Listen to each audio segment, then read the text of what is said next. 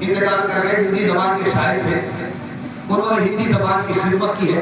हिंदी जबान कितनी प्यारी है, कितनी खूबसूरत है, और उर्दू जबान और हिंदी जबान का कितना गहरा रिश्ता है, इसको मैं आपकी खिदमत में रखता हूँ। एक दोहे में दुआ करता हूँ, अल्लाह हमारे इस मुल्क में अमन को, भाईचारा को जारी रखे, हिंदू मुसलमान भाईचारे को अल्लाह सलामत रखे, इस जलसे की बरकत से इसमें इजाफा फरमाए, इसको कम और खत्म ना फरमाए। 4 लड़की कुएं में पानी भर रही, अब ये फसलों गुजर रहे हैं, तो लड़कियों ने फरमाइश की, शायद साहब आपको प्यास लगी है, तो कहा प्यास लगी है पानी पिला दो। कहा फ्री में पानी नहीं मिलेगा, पहले शेर पढ़िए उसके बाद आपको पानी मिलेगा। तो मरहूम अमीर खुसरो ने कहा फरमाइश बताओ। तो एक लड़की ने कहा मुझको खीर खाना पसंद है, खीर पर गुजरा करता।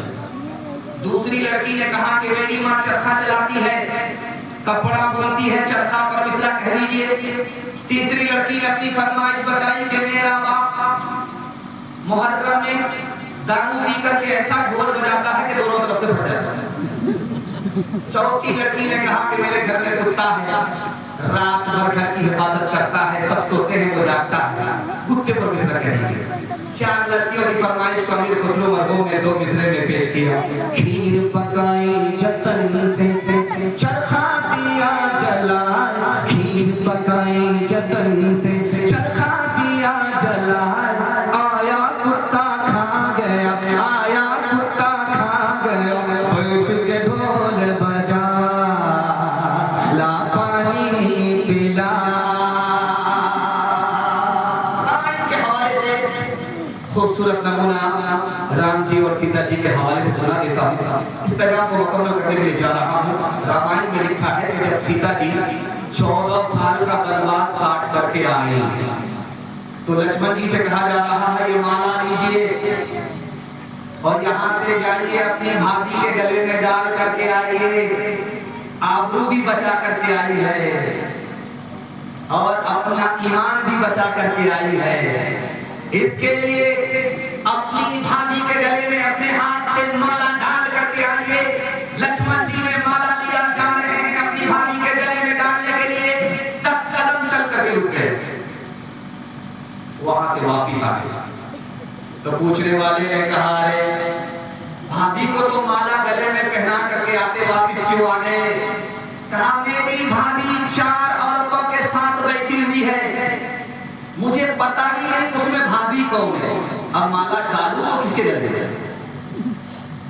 हैरत की बात है, 14 साल वनवास में भाभी के साथ रहे, भाभी को नहीं पहचाना।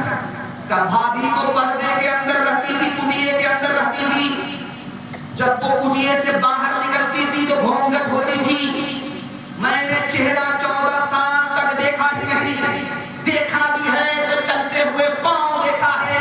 अब माला हाथ में थमा दिए हो, 4 औरत के साथ मेरी भाभी बैठी है, अब तुम इंसाफ से बताओ कि मैं किसके गले में माला डालूं, किसके गले में माला डालूं?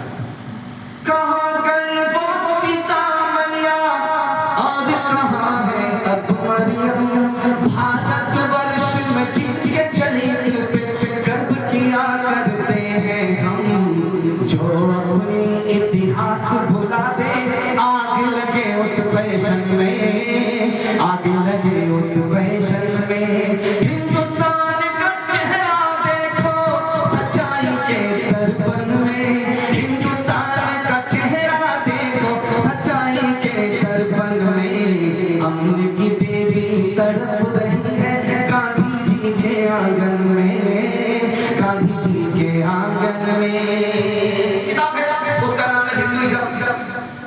उसमें लिखा है कि एक मुसलमान ने ख्वाब देखा कि आग जल रही है और कृष्ण जी आग के अंदर है, राम जी आग के किनारे है।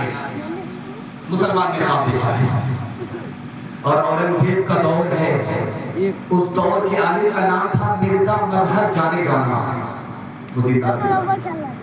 एक मुसलमान गया कि मैंने अजीब ख्वाब देखा, रात में देखा कि जंगल है, जंगल में आग है और उस आग के अंदर कृष्ण जी है और राम जी आग के किनारे खड़े हैं, क्या मतलब हुआ?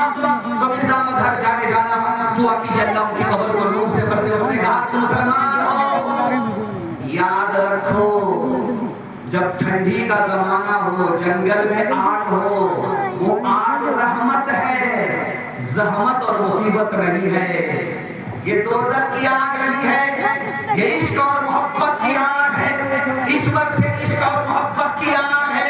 कोई अंदर है तो कोई बाहर है।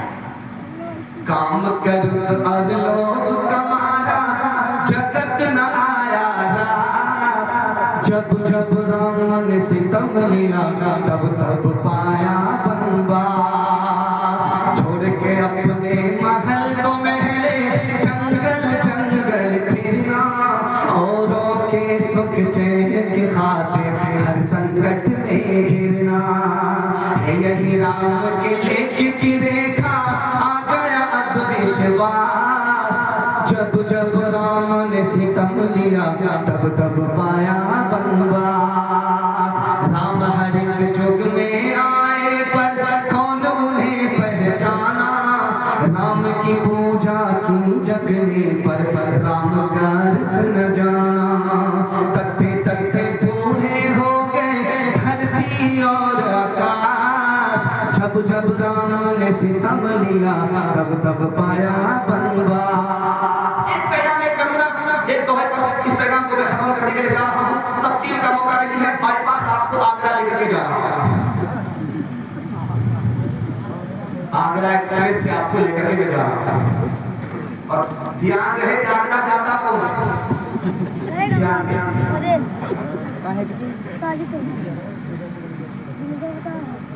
एक बहुत बड़ा कंजर था, कंजूस था, बखील था, मक्खी चूस था। फूटी कौड़ी किसी को देता नहीं था राजा, लेकिन दूसरे से अपनी तारीफ सुनता था।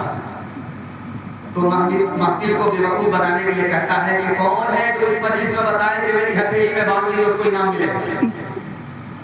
एक आदमी बीच से खड़ा हुआ, हुजूर आपकी हथेली में इसलिए बाल नहीं है कि आपका देते देते किसलिए। समझ गया, चम्मच ही नहीं है, बहुत बड़ा चम्मच। कहा कि देखो तुम मुझको बेवकूफ नहीं बना सकते।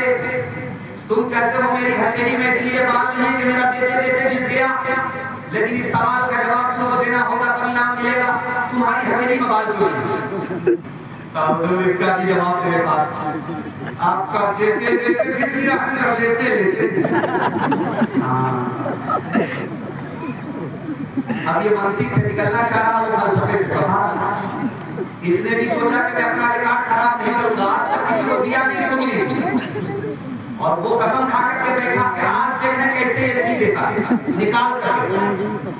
उसने तीसरा सवाल पूछा कि ठीक है, मेरा देते देते घिस गया, तुम्हारा लेते लेते घिस गया, ये बताओ इतना सारा मजमा किसी की हथेली में बात नहीं है।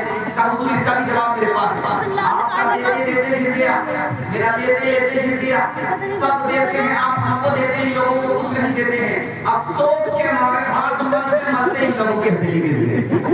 8 गांव के चौधरी, 12 गांव के राह, 8 गांव के चौधरी, 12 गांव के राह।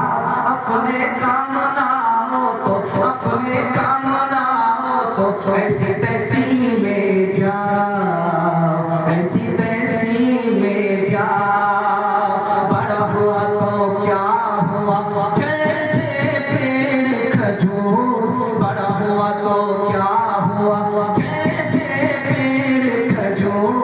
पंछी को छाया नहीं, पंछी को छाया नहीं, अल्लाह के अति दूर, अल्लाह के अति दूर। हिंदी उर्दू है अलग, मैं कैसे लूं मां। एक भारत की आत्मा, एक है देश की शान, एक है देश की शान। दो अंग एक जान है, दोनों की एक जान। दोनों मिलकर चल पड़े, हर मुश्किल आसान, हर मुश्किल आसान। सारे जहां से अच्छा हिंदुस्तान हमारा, हम बुलबुलें हैं इसकी, ये गुलसितां